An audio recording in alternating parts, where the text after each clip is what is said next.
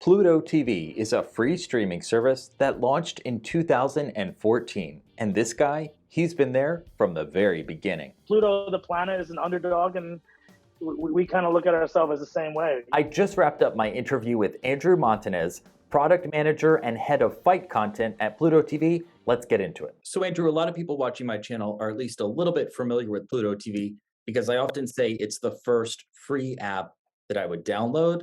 And since you've been with the company from the start, why don't we start off this interview by you explaining why people should download Pluto TV?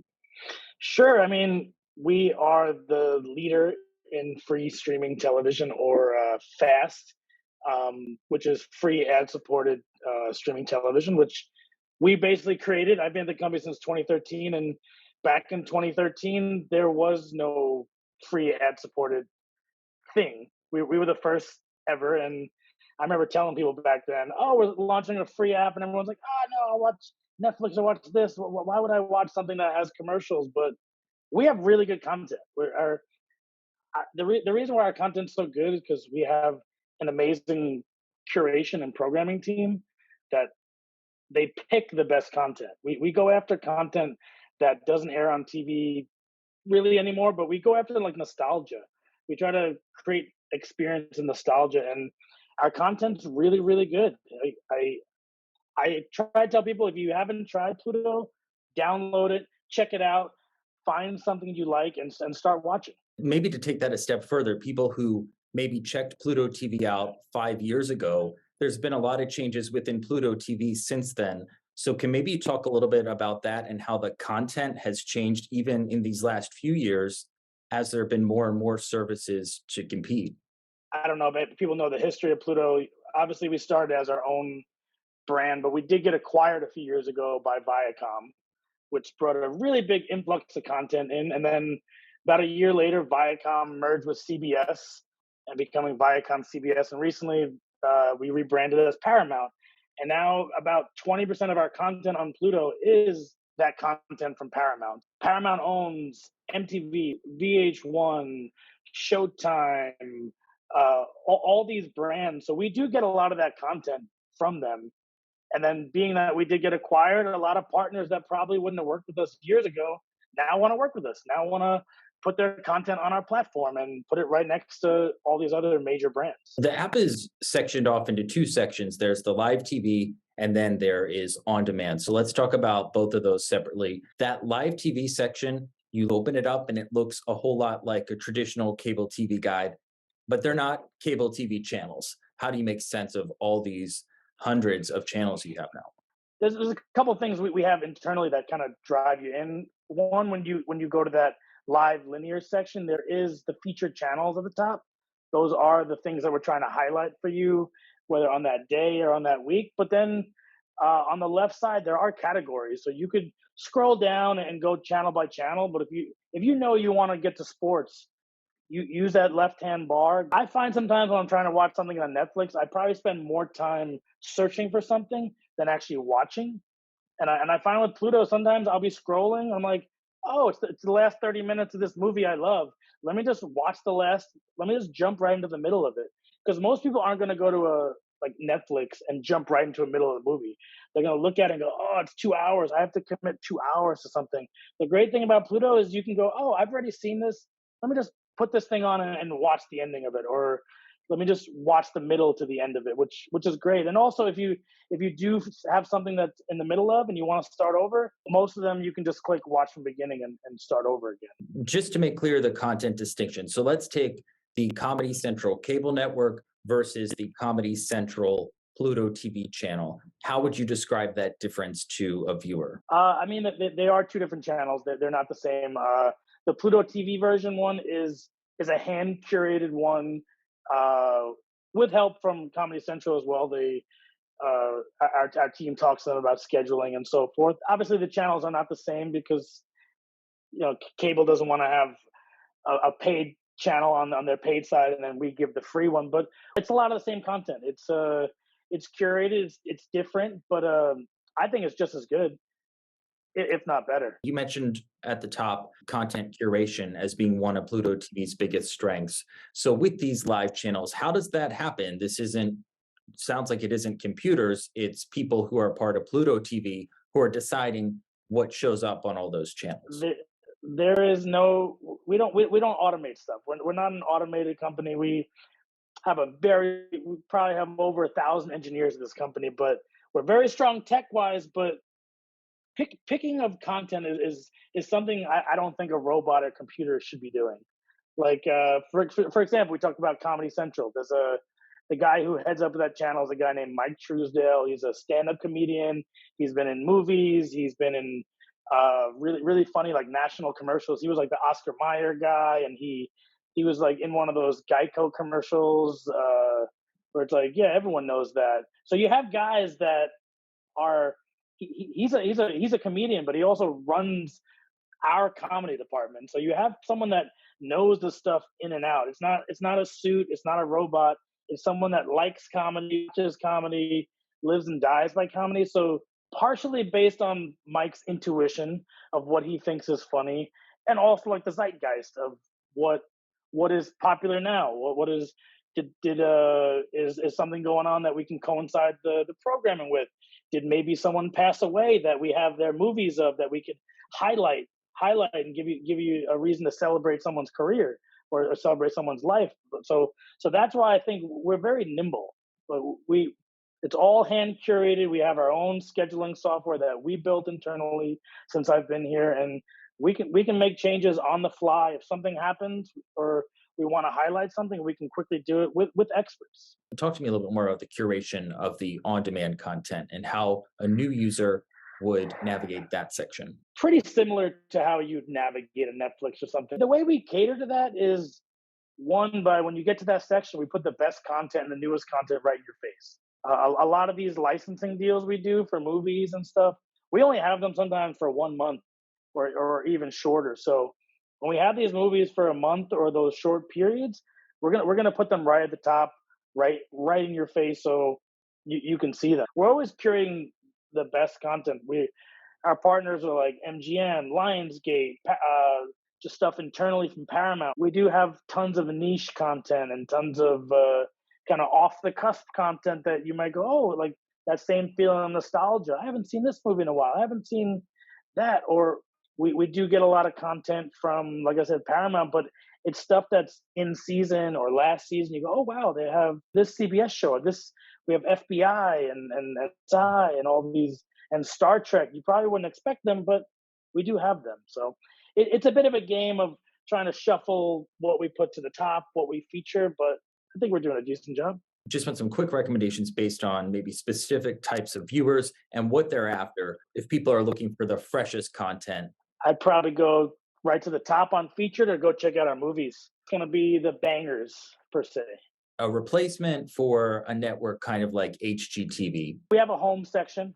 There is that's all your home and garden and kitchen and restoration and all the people that like to mow their lawn and make their house look good and then DIY projects. There's a entire section for people that are good at their home. A popular one from people who watch my channel, they're looking always for more westerns. I'd probably go down either the classic area, which is a lot of older content, nostalgic content, or we do have a westerns channel like for movies. Best pick for background noise. Yeah, I mean, I'll lean into my mom, Audrey. She watches Deal or No Deal. That's like her favorite to put in the background because it's one of those ones you can leave the room and come back and situationally know exactly, okay, there's 4 cases left. This person is pretty horrible at making decisions and I'm going to watch them lose all their money or that. Or I like poker. So World Poker Tour channel is pretty nice because same thing situationally. You can just watch and see, okay, this guy has a lot of chips, that guy has a lot, okay, they're close. So stuff like that, that's easy. It kind of depends. Everyone's got their own preferences. I'm a big fan of Beverly Hills 90210 from back in the day. You could always put that on in the background. Sports and free streaming services don't usually go together a whole lot. So do you want to talk to me a little bit more about what you're doing in that category? You are correct because sports is the most expensive piece of content. So we have I would call it like ancillary content. So there's an NFL channel. So we have old games and previews and kind of news, and then World Poker Tour.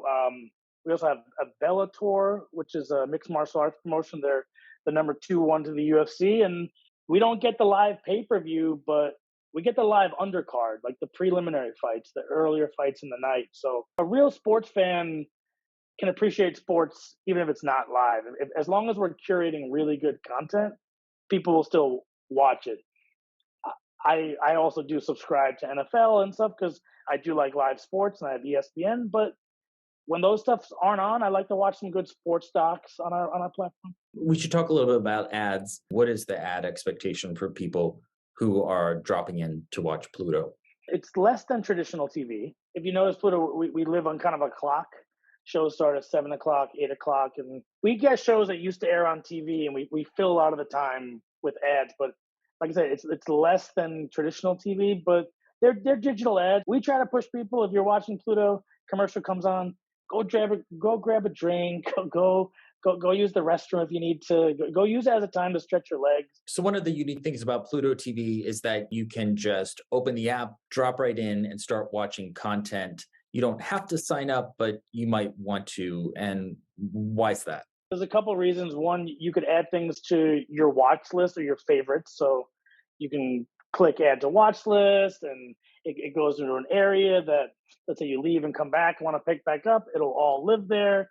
You have your continue watching feature, which is if you start something in VOD, pause, leave, come back, you can pick right up. And then there's kids mode, which I think is really cool. So if you share your device with kids and you don't want them to watch some of our R related content, you can opt into a kids mode, which has a little kids colors. It's like purple. It removes all the adult content and just surfaces the kids channels. And then there's also a pin that you can use too. So let's say you have it in kids mode and your kid is smart enough to go into the settings and try to put it back to adult mode, there is a 4-digit pin that you could password protect them from watching adult content. Can you kind of walk me through like one of the first channels you launched or what that content was like? Because a lot of people watching this video were not on Pluto TV in 2014. So they may look at it now and not realize how far it's come. What type of channels were launching back then? I mean, to start, we were actually the YouTube aggregator. So it was right now it's all partnered content where we do where we license the content we're partner, we make a revenue split and so forth. Back in the day, we were basically there's like an embed button on YouTube. We were basically embedding YouTube. We were making YouTube playlists and letting people watch them. But the channels were amazing, but we were making no revenue because we didn't own the content. So when we were like, okay, these channels are doing well. We need to start making money. We started to go after what's called like MCNs, which is like multi-channel networks, which is pretty common in the YouTube space, where a company will manage 50 YouTube channels and so forth. So we first targeted a lot of like digital content. Uh, we were not a proven service at the time, so we couldn't go after the Sonys and MGMs and CBSs of the world. We had to start slow and build our platform with kind of unproven content that did well on YouTube, but not probably ever been seen on an app. So started there, and then just slowly snowballed, and we would like scratch and grind and try to like get partnerships with like we were like I remember when we were doing partnerships in the beginning, we would just tell people like, what aren't you using? What, like we would go to the big guys and be like, what can we have? Like, what aren't you using? We would get like Christmas movies in July. We would get like all Halloween movies in February and things like that. We would never get the like I said, bangers like I said earlier, but we kind of we just like started with the bottom of the barrel and worked from there, and now we have a content. But that's kind of how we did it. We just slowly built up. That's kind of how like Pluto the planet is an underdog, and we kind of look at ourselves as the same way. Even though a lot of people, all my friends, like, oh my God, Pluto's so big and it's blown up. I still think we're this underdog company, and still got a lot more to prove to really get where I think we're gonna go. Did you ever expect what you were working on in that whole startup phase to turn into what it's become today? I did. That's why I took the opportunity. It was kind of low pay because we're a startup and so forth. I was like, I think this is a great idea, and I think it's gonna be really really big. But like anything, even your channel, probably when you started it, if you can't see it, if you can't see the big thing at the end of the tunnel, like I'm a huge believer in like manifestation, and if you don't manifest or visualize and can see it, it's probably not going to happen. If you in your own head don't see it or believe it, it's not going to happen. So I still think we're going to be huge. I still want Pluto on the side of buildings, and I love when we do these major ad campaigns where there's Pluto billboards everywhere. But yeah, no, I totally thought it would be this big, and it's just fun that we're actually here, and I feel like we have thousands of employees when I'm like employee like number 7, and it's slightly surreal. I feel like I'm living in a movie, and we'll see where this goes, but Pluto's gonna be all right, I think. Congrats on everything. Thanks a lot, Andrew. Thanks, man. If you enjoyed today's conversation, please give this video a like and keep watching Michael Saves for more ways to save on streaming TV.